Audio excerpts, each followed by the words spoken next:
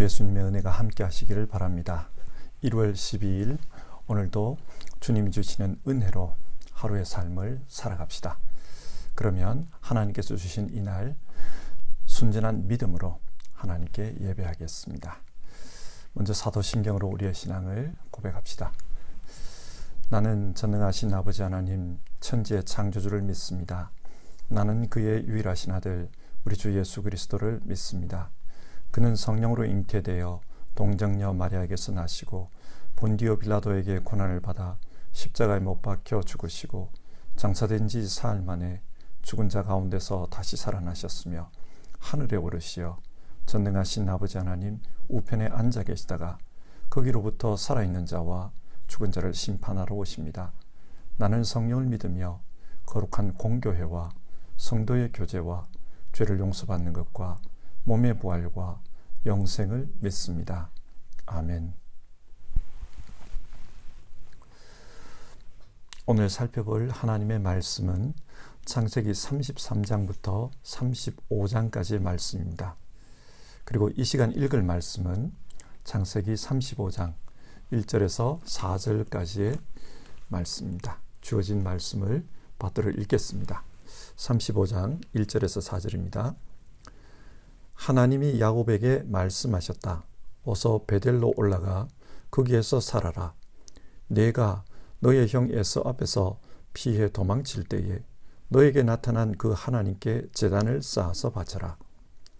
야곱은 자기의 가족과 자기가 거느리고 있는 모든 사람에게 명령하였다. 너희가 가지고 있는 이방 신상을 다 버려라. 몸을 깨끗이 씻고 옷을 갈아입어라. 이제 우리는 이곳을 떠나서 베델로 올라간다. 거기에다 나는 내가 고생할 때에 나의 간구를 들어주시고 내가 가는 길 어디에서나 나와 함께 다니면서 보살펴 주신 그 하나님께 제단을 쌓아서 바치고자 한다. 그들은 자기들이 가지고 있는 모든 이방 신상과 귀에 걸고 있는 귀고리를 야곱에게 가져왔다. 야곱은 그것들을 세겜 근처 상수리 나무 밑에 묻었다. 아멘. 어제 우리는 창세기 31장과 32장을 통해 야곱이 받은 축복에 대해 말씀을 나누었습니다. 여러분, 야곱이 어떤 복을 받았습니까? 한마디로 야곱은 하나님이 함께 하시는 복을 받았습니다. 하나님은 야곱과 함께 하시면서 야곱의 고생, 야곱의 억울함을 다 보고 계셨습니다. 그리고 그 고생, 그 억울함에 대해 정당하게 갚아주셨습니다. 그래서 살아오면서 겪은 모든 문제들이 합력하여 선이 되도록 해주셨습니다. 또 하나님은 야곱과 함께 하시면서 야곱을 보호해 주셨습니다. 라반으로부터 에서로부터 모든 어려움으로부터 야곱을 보호해 주셨습니다. 그리고 하나님은 야곱과 씨름해 주셨습니다. 그리고 그 씨름을 통해 야곱으로 하여금 이스라엘 승리자가 되게 해 주셨습니다. 이처럼 야곱은 자신과 함께 하시는 하나님을 통해 갚아주시는 복, 보호해 주시는 복, 승리자가 되게 해주시는 복을 받았습니다. 야곱은 하나님께서 함께하는 사람이 되었습니다. 자, 이렇게 복을 받은 야곱은 그 이후에 어떤 삶을 살았을까요? 오늘은 야곱의 축복, 그 이후의 삶에 대한 내용입니다.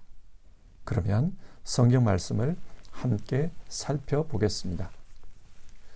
먼저 33장입니다. 32장에서 하나님을 만난 야곱은 이후에 변화된 삶을 살아갑니다. 어떻게 변화되었습니까? 먼저 책임지는 사람으로 변화되었습니다. 33장 1절 에스가 400명의 군사를 데리고 야곱을 찾아왔습니다. 그때 야곱은 맨 앞으로 가서 에서를 만났습니다. 33장 3절의 말씀인데요. 야곱은 맨 앞으로 나가서 형에게로 가까이 가면서, 이전에 야곱은 종들을 먼저 앞장 세웠습니다. 그러면서 주인의 종 야곱은 우리 뒤에 옵니다, 그렇게 말하게 했습니다. 이것이 의미하는 것은 야곱은 자신의 안위가 제일 중요했습니다. 자기 중심적인 사람이었습니다. 그래서 다른 사람을 앞세우고 자기는 뒤에 숨었습니다.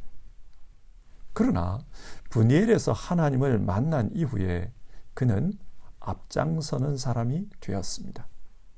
이 말은 야곱이 책임지는 사람으로 바뀌었다는 뜻입니다. 예를 들어 성경은 우리를 왕같은 제사장, 영적인 제사장이라고 말씀합니다. 제사장이 무엇하는 사람입니까? 백성들이 죄를 지었을 때 그 죄를 가지고 하나님 앞에 나아가는 사람입니다. 그리고 하나님께 용서를 구하며 대신 기도를 드리는 사람입니다. 그런데 왜 제사장이 그 죄에 대해 대신 기도합니까? 자기가 지은 죄도 아닌데 왜 기도합니까? 영적인 제사장은 하나님 앞에서 인간을 대표하는 사람입니다. 그래서 책임지는 것입니다. 대표하는 사람이기 때문에 책임집니다. 이처럼 야곱은 이제 이 땅의 사람을 대표하는 그런 인물이 되었습니다. 믿음의 조상이 되었습니다.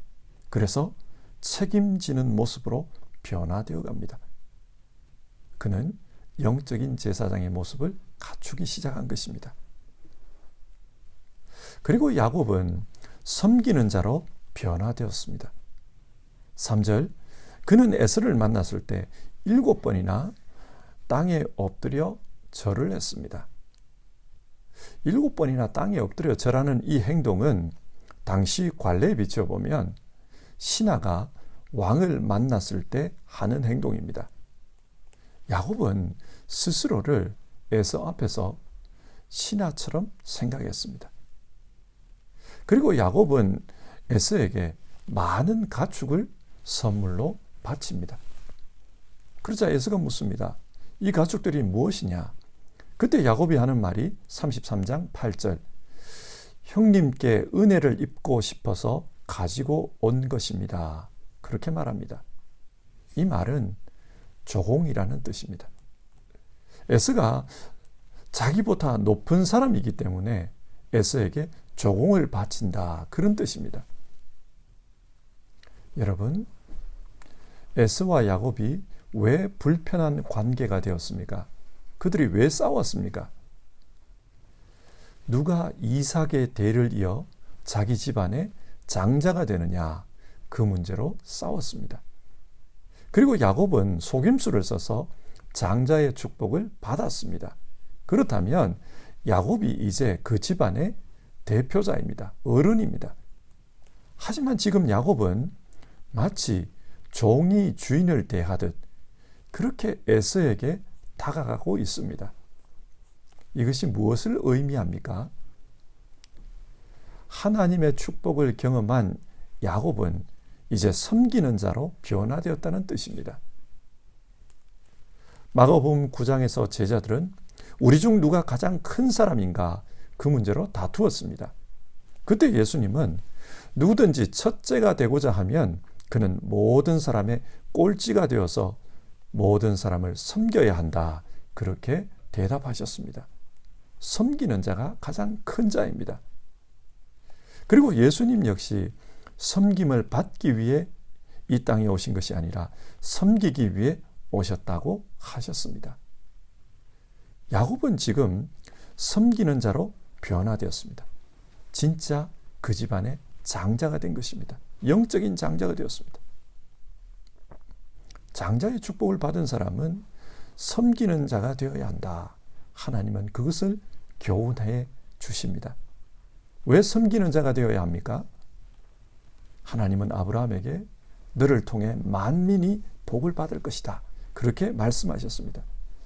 영적인 장자가 하나님의 복을 받고 그 받은 복으로 모든 사람을 섬기면 그때 하나님의 복이 모든 이에게 흘러갈 수 있기 때문입니다. 이처럼 창세기 33장에서 야곱은 하나님을 만난 이후 변화된 모습으로 살아가고 있습니다. 그런데 34장으로 넘어가면 야곱의 모습이 좀 달라집니다. 어떻게 달라집니까? 야곱의 직업은 양을 치는 사람입니다. 그렇기 때문에 야곱에게는 좋은 풀밭이 무엇보다도 중요합니다. 그래서 아버지가 계시는 고향을 향해 가다가 숫곳이라는 곳에 도착하자 이곳에 살아야 되겠다. 그런 결심을 합니다. 왜 그런 결심을 했습니까? 그곳의 풀밭이 너무 좋았기 때문입니다. 그래서 세겜의 아버지 하몰에게 돈을 지불하고 그 땅을 샀다고 합니다. 거기서 정착해서 살겠다는 마음을 먹은 것입니다. 그런데 그곳에서 사고가 발생합니다. 어떤 사고입니까? 야곱의 딸 디나가 세겜성 여인들은 어떤 모습으로 살아가나 그것을 구경하러 갔다가 그만 세겜에게 몹쓸 짓을 당하고 말았습니다. 사람 사는 곳에는 언제나 이런 사고의 위험성이 있습니다. 그런데 더 큰 문제는 이런 사고가 발생했을 때 야곱이 보인 태도였습니다. 세겜이 찾아와 디나와 결혼을 허락해달라고 요구합니다. 또 세겜의 아버지 하몰은 세겜과 디나의 결혼을 넘어서서 세겜 사람과 야곱의 가족이 서로 혼인관계로 섞여 한 집안이 되자고 제안합니다. 하몰이 제안한 것은 야곱의 가정을 흡수통합해 버리겠다는 그런 의도가 깔린 제안이었습니다. 자, 이런 상황에서 야곱은 어떤 태도를 보였습니까? 5절 말씀을 보시면 야곱은 아들들이 돌아올 때까지 이 일을 입 밖에 내지 않았다. 그렇게 말씀합니다. 이게 무슨 말입니까? 야곱은 또다시 자신의 아들들 뒤에 숨어버렸다는 말입니다. 그리고 그 아들들은 돌아와서 디나와의 조건부 결혼을 허락한다고 말합니다. 그 조건이 무엇이었습니까? 세겜성 남자들이 다 할례를 받으면 서로 통혼하겠다. 그런 내용이었습니다. 이 이야기를 들은 세겜성 남자들은 그 조건을 받아들이기로 했습니다. 그래서 할례를 받았습니다. 자, 여기서 생각해 봅시다. 왜 야곱은 이런 중요한 결정을 하는데 전면에 나서지 않았을까요? 당시 야곱은 고민했던 것 같습니다. 세겜성 사람들과 함께 사는 것과 그곳을 떠나는 것, 이 두 가지를 고민했던 것 같습니다. 야곱은 어쩌면 정답을 이미 알고 있었습니다. 떠나야 합니다. 하지만 그곳이 너무 좋았습니다. 풀밭이 너무 좋았습니다. 그래서 자기 스스로 나쁜 결정을 하고 싶지 않아서 침묵함으로 아들들에게 결정을 미룬 것입니다. 근데 여러분, 이 문제에 대한 하나님의 뜻을 한번 생각해 봅시다. 하나님은 무엇을 원하셨을까요? 하나님은 야곱이 가나안 사람들과 결혼하지 못하게 그 먼 곳 밧단 아람까지 보내셨습니다. 왜냐?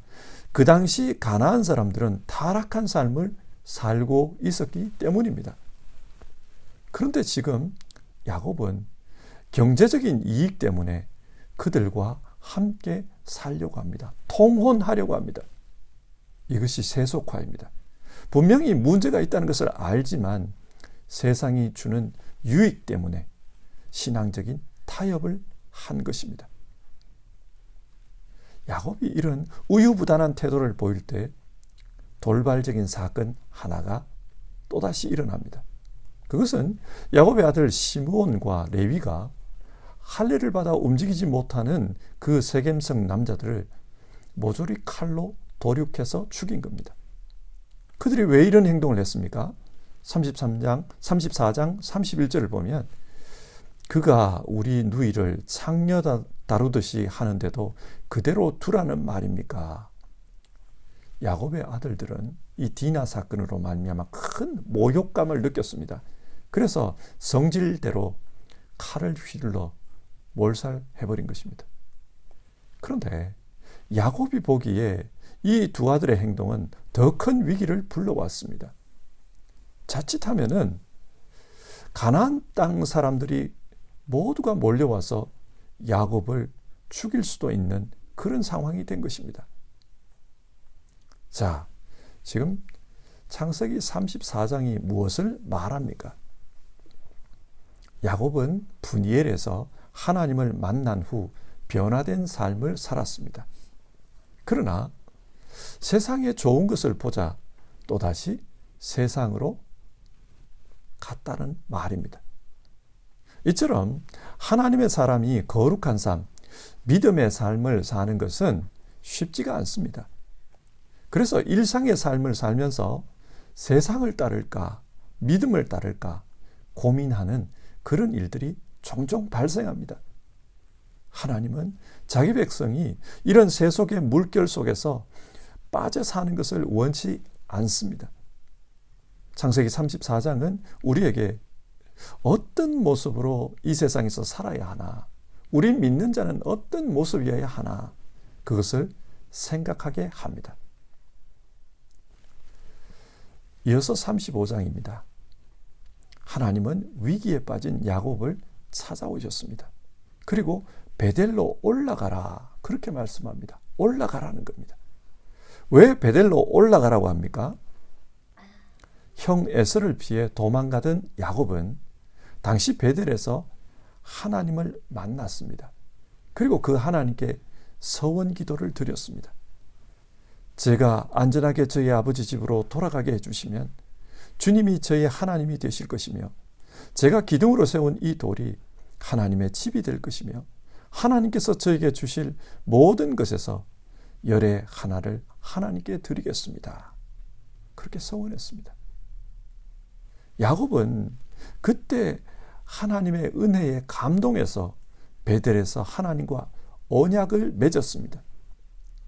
하나님을 자기의 신으로 삼겠다고 했습니다. 그리고 그 하나님을 섬기며 살겠다고 약속했습니다.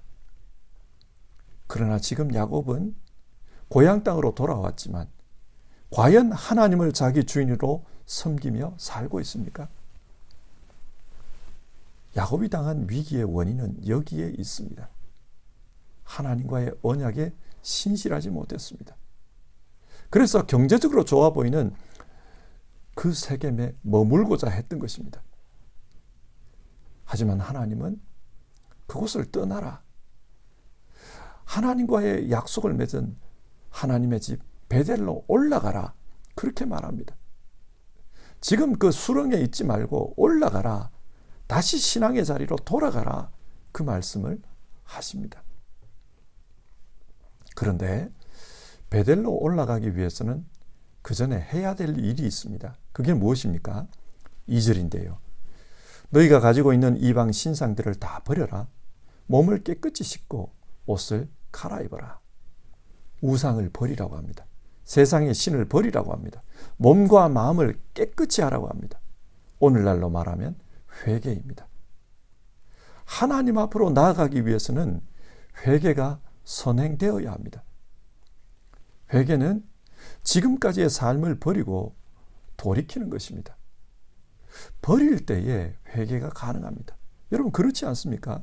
누가복음 15장 탕자가 이방의 삶을 살면서 동시에 아버지의 집으로 돌아갈 수는 없습니다.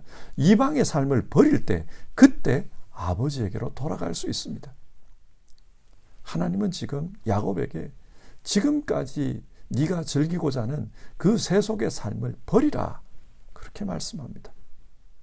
야곱은 결단했습니다. 버렸습니다. 그리고 버리고 하나님께로 나아갔을 때 어떤 결과가 주어집니까? 35장 11절과 12절 말씀입니다. 나는 전능한 하나님이다. 너는 생육하고 번성할 것이다. 한 민족과 많은 갈래의 민족이 너에게서 나오고 너의 자손에게서 왕들이 나올 것이다. 내가 아브라함과 이삭에게 준 땅을 너에게 주고 그 땅을 내가 너의 자손에게도 주겠다. 하나님께로 돌아가니까 아브라함에게 주셨던 약속, 이삭에게 주셨던 약속, 그 약속이 회복이 됩니다. 야곱은 영적으로 온전한 회복을 경험하게 되었습니다. 자, 오늘 성경 말씀을 한번 정리해 봅시다. 창세기 33장에서 35장은 야곱이 하나님을 만난 이후 어떻게 살았는가, 그것을 우리에게 말씀해 줍니다. 먼저 야곱은 하나님을 만난 후 변화된 삶을 살았습니다. 그러나 세상에 좋은 것을 만나자 또다시 세속의 삶으로 돌아갔습니다. 하나님은 그런 야곱에게 찾아오십니다. 그리고 베델로 올라가라, 하나님의 집으로 올라가라, 그렇게 말씀해 주셨습니다. 회개하고 하나님의 집에 가서 하나님과의 언약을 회복하라고 하십니다. 그것이 오늘 성경의 내용입니다. 여러분, 우리도 신앙하면서 하나님의 은혜를 받았지만 그 은혜를 잃어버릴 때가 있습니다. 많은 은혜를 경험했지만 그 은혜를 망각하고 세상적인 삶을 살 때가 있습니다. 하나님을 믿고 거룩한 삶을 살기 원했지만 또다시 넘어져 원래의 자리로 돌아가 버리는 그런 경험들이 우리에게도 있을 것입니다. 그러나 하나님은 그런 우리에게 베델로 올라가라, 하나님의 집으로 올라가라, 그렇게 말씀합니다. 하나님의 집, 예배의 자리로 나아가라, 언약의 자리로 나아가라, 그러면 회복될 것이다. 우리에게 그것을 말씀해 줍니다. 우리의 언약의 자리는 예수 그리스도의 십자가입니다. 예수 그리스도의 십자가를 통해 우리의 옛사람은 죽고 예수 그리스도 안에서 새 생명으로 거듭났습니다. 그것이 우리의 언약의 자리입니다. 우리가 세상적인 문제를 만날 때마다, 세속적인 삶에 넘어질 때마다, 신앙적인 위기를 경험할 때마다 이 언약의 자리, 예수 십자가의 자리로 돌아가야 합니다. 그 예수 십자가의 자리로 돌아가서 하나님을 만나면 우리 안에 새로운 회복이 일어납니다. 우리는 하나님의 집, 그곳에서 예수 십자가의 은혜를 회복해야 합니다. 그러면은 하나님께서 우리에게 우리의 삶을 온전하게 살아갈 수 있도록 또다시 축복해 주실 것입니다. 사랑하는 성도 여러분, 신앙생활하면서 굴곡이 있습니다. 은혜를 충만히 누릴 때가 있고 또 넘어질 때도 있습니다. 그러나 그때마다 오늘 말씀을 기억합시다. 하나님의 집으로 올라가라. 그러면 하나님께서 우리를 회복시켜 주십니다. 십자가의 자리로 돌아가는 우리 모두 되기를 바랍니다. 같이 찬송하겠습니다. 찬송가 338장 내 주를 가까이 하게 함은 우리 3절과 4절을 부르겠습니다.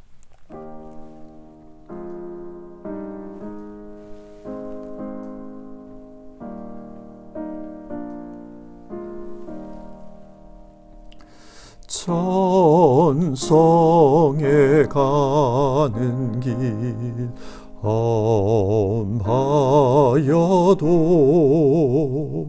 생명길 되나니 은혜로다. 천사 날 부르니 늘 찬송하면서 주께 더 나아가기 원합니다. 야곱이 삼게여 일어난 후 돌단을 쌓은 것 본받아서 숨질 때 되도록 늘 찬송하면서 주께 더 나아가기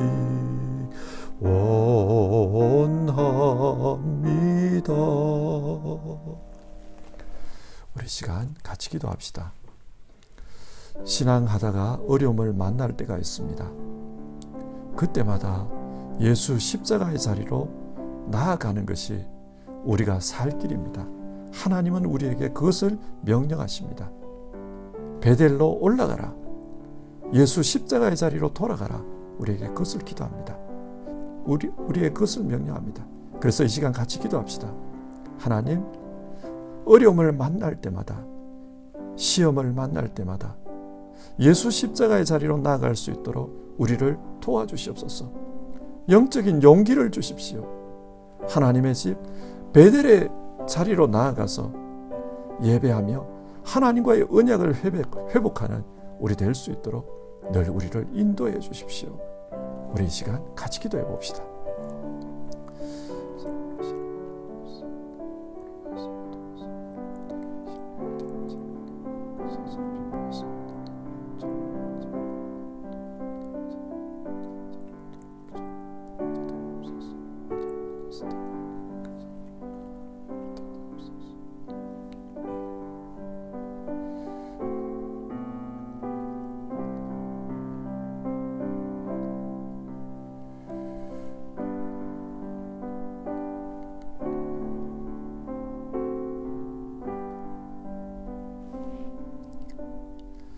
하나님, 오늘 말씀을 통해서 신앙하다가 어려움을 만나면 어떻게 해야 되는지 우리가 그것에 대한 교훈을 받았습니다. 야곱은 하나님을 만난 후 은혜의 삶을 살았습니다. 그러나 또 세상 속으로 빠져들며 세속의 삶을 살기도 했습니다. 그러다가 삶의 위기를 만났을 때 그때 하나님은 은혜의 자리로 나오라, 하나님의 집 베델로 올라가라, 그렇게 말씀해 주셨습니다. 우리 모두 우리가 하나님과 언약 맺은 자리, 예수 십자가의 자리를 기억하며 살게 하여 주시옵소서. 어려움 만날 때마다, 시험에 빠질 때마다 예수 십자가의 자리로 나아가는 우리 모두 되게 하옵소서. 하나님, 우리가 베델, 하나님의 집, 예배의 집, 예배의 자리, 그 자리에서 예수 십자가의 은혜를 회복할 수 있도록 도와주시옵소서. 예배의 열심, 예배의 은혜를 우리 성도님들 늘 가지고 살 수 있도록 도와주시옵소서. 우리 가운데 영적인 어려움과 삶의 어려움을 가지고 계시는 분들, 정말 예수 십자가의 은혜로 회복의 은혜를 맛볼 수 있게 도와주시옵소서. 예배하는 가운데 주님이 베풀어 주시는 은혜를 경험케 하여 주시옵소서. 우리 주님 예수님의 이름으로 기도드립니다. 아멘. 주기도문으로 아침 예배를 마치겠습니다. 하늘에 계신 우리 아버지, 아버지의 이름을 거룩하게 하시며 아버지의 나라가 오게 하시며 아버지의 뜻이 하늘에서와 같이 땅에서도 이루어지게 하소서. 오늘 우리에게 일용할 양식을 주시고 우리가 우리에게 잘못한 사람을 용서하여 준 것 같이 우리 죄를 용서하여 주시고 우리를 시험에 빠지지 않게 하시고 악에서 구하소서. 나라와 권능과 영광이 영원히 아버지의 것입니다. 아멘.